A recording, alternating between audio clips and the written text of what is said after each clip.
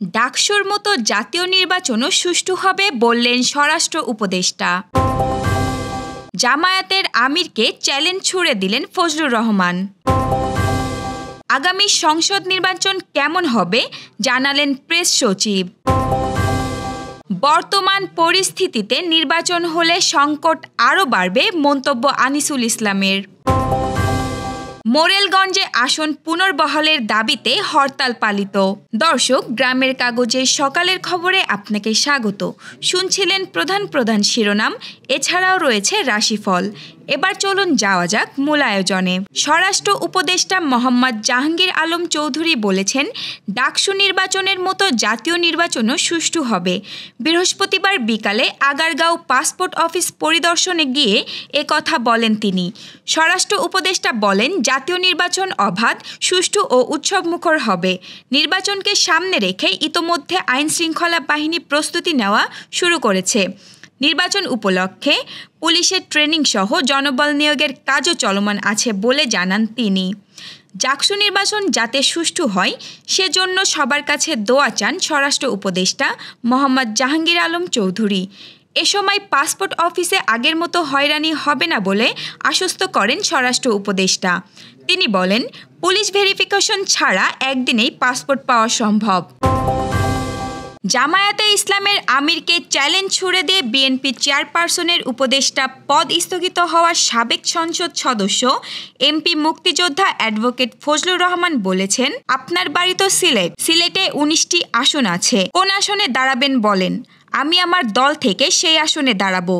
19টির মধ্যে একটা আসনেও যদি পাশ করতে পারেন তাহলে ভাববো আপনারা বাপের বেটা। বুধবার বিকালে কিশোরগঞ্জের নিজ নির্বাচনী এলাকার হাওর মিঠামইনে উপজেলা মুক্তিযোদ্ধা সংসদ আয়োজিত গণসংবর্ধনায় তিনি এসব কথা বলেন। জামায়াতে ইসলামীর উদ্দেশ্যে ফজলুর রহমান বলেন, মুক্তিযুদ্ধ হলো, দেশ স্বাধীন হলো, কিন্তু জামায়াতে ইসলাম বলে এটা ছিল ভাইয়ে ভাইয়ে দ্বন্দ্ব, আর এই দ্বন্দ্ব নাকি ভারত লাগিয়েছিল। তিনি বলেন, আমি মুক্তিযুদ্ধের পক্ষে আমরণ বলে যাব, এ বিষয়ে কোনো আপোষ নাই।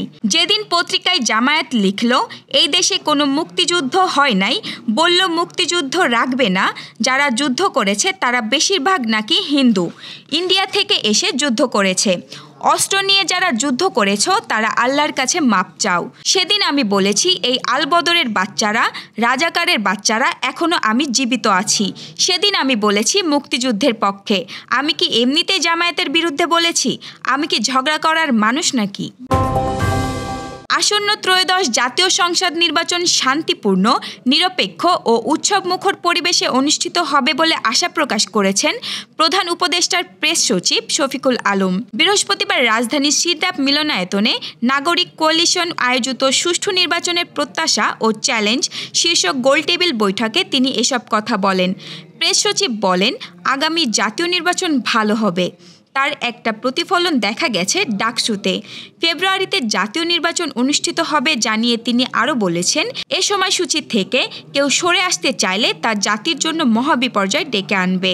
আগামী নির্বাচন শান্তিপূর্ণ, নিরপেক্ষ ও উৎসবমুখর পরিবেশে অনুষ্ঠিত হবে এমন আশাবাদ ব্যক্ত করে প্রেস সচিব বলেন, আগামী জাতীয় নির্বাচন ভালো হবে।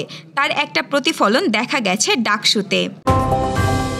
জাতীয় পার্টির এক অংশের চেয়ারম্যান ব্যারিস্টার আনিসুল ইসলাম মাহমুদ বলেছেন, জাতীয় পার্টিও নির্বাচন চায়, কিন্তু তার আগে দেশের নির্বাচনের পরিবেশ সৃষ্টি করতে হবে। বর্তমান দেশে যে পরিস্থিতি বিরাজমান তার মধ্যে জাতীয় নির্বাচন হলে দেশের সংকট আরও বাড়বে। বৃহস্পতিবার রাজধানীর গুলশানের হাওলাদার টাওয়ারে জাতীয় পার্টির কেন্দ্রীয় ও ঢাকা মহানগর উত্তর ও দক্ষিণের নেতৃবৃন্দের যৌথ সভায় সভাপতি বক্তব্যে তিনি একথা বলেন। ব্যারিস্টার আনিসুল ইসলাম বলেন, বর্তমানে দেশে আইন শৃঙ্খলা পরিস্থিতির অবনতি, অর্থনৈতিক দুরবস্থা, লোডশেডিং, দ্রব্যমূল্যের ঊর্ধ্বগতি, মামলা বাণিজ্য, মব সন্ত্রাস চলছে। এর মধ্যে অবাধ, সুষ্ঠু, নিরপেক্ষ ও অংশগ্রহণমূলক নির্বাচন সম্ভব কিনা তা সরকারকে ভাবতে হবে। যশোরের ঝিকরগাছা উপজেলায় ইসলামী আন্দোলন বাংলাদেশের উদ্যোগে বৃহস্পতিবার বিকেলে জনসভা অনুষ্ঠিত হয়েছে। বদরুদ্দিন মাধ্যমিক বিদ্যালয়ের মাঠে আয়োজিত এ জনসভায় স্থানীয় নেতাকর্মী ও সাধারণ মানুষের ব্যাপক উপস্থিতি ছিল। অনুষ্ঠানে প্রধান অতিথি হিসেবে বক্তব্য রাখেন ইসলামী আন্দোলন বাংলাদেশের নায়েবে আমির মুফতি সৈয়দ মোহাম্মদ ফয়জুল করিম। তিনি বলেন, দেশের চলমান সংকট থেকে উত্তরণে ইসলামী আদর্শের কোনো বিকল্প নেই। সৎ, যোগ্য ও দেশপ্রেমিক নেতৃত্ব ছাড়া জাতির মুক্তি সম্ভব নয়। তিনি জনগণের নৈতিক ও সামাজিক দায়িত্ববোধ জাগ্রত করার আহ্বান জানান।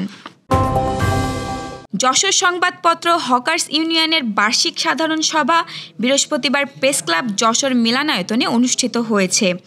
আয়োজিত এ অনুষ্ঠানে হকার্স ইউনিয়নের সদস্যরা ব্যাপক অংশগ্রহণ করেন।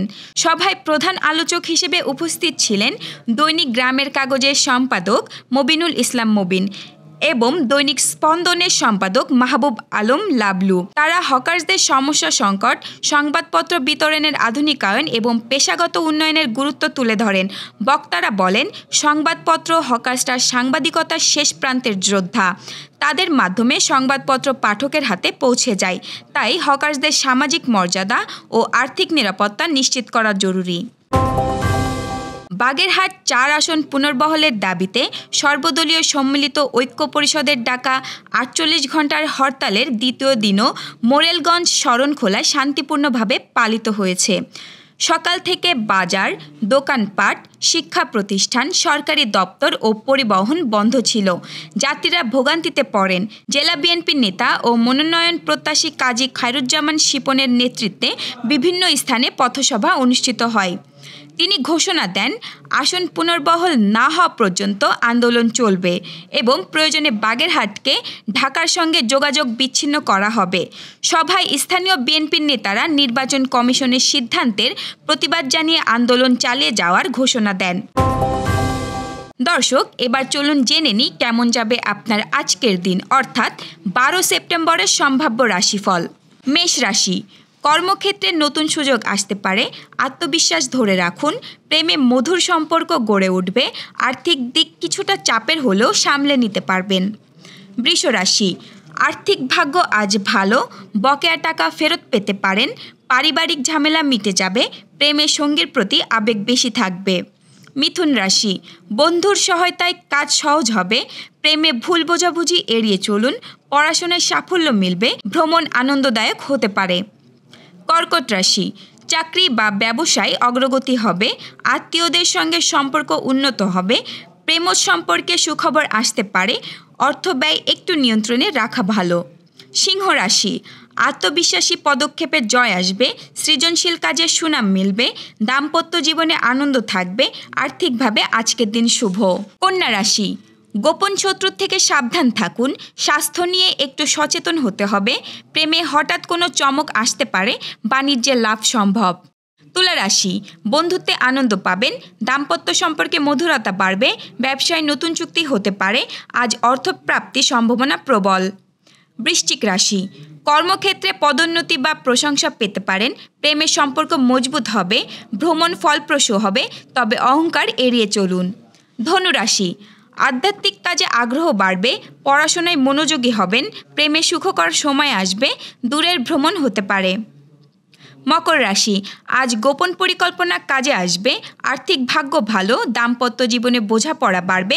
স্বাস্থ্য মোটামুটি ভালো থাকবে। কুম্ভ রাশি, সহযোগিতায় কাজ সফল হবে। দাম্পত্য সম্পর্কে খুশির বার্তা আসবে। নতুন বন্ধুত্ব লাভজনক হবে। অর্থনৈতিক অবস্থায় উন্নতি হবে। মীন রাশি, কর্মক্ষেত্রে কঠোর পরিশ্রম ফল দেবে। প্রেমে কিছু জটিলতা থাকতে পারে। স্বাস্থ্য ভালো থাকবে। আয় বৃদ্ধির সুযোগ আসবে। দর্শক, এই ছিল এখনকার আয়োজন। আগামীকাল ঠিক একই সময়ে সকালের খবর দেখতে ও জানতে চোখ রাখুন গ্রামের কাগজের ইউটিউব চ্যানেল ও ফেসবুক পেজে। আর প্রতিদিনের খবরের আপডেট পেতে গ্রামের কাগজের ইউটিউব চ্যানেল সাবস্ক্রাইব এবং ফেসবুক পেজ ফলো করে রাখতে ভুলবেন না। আমাদের পরবর্তী খবর দেখুন বিকেল ৩টায়। শুভ বিদায়।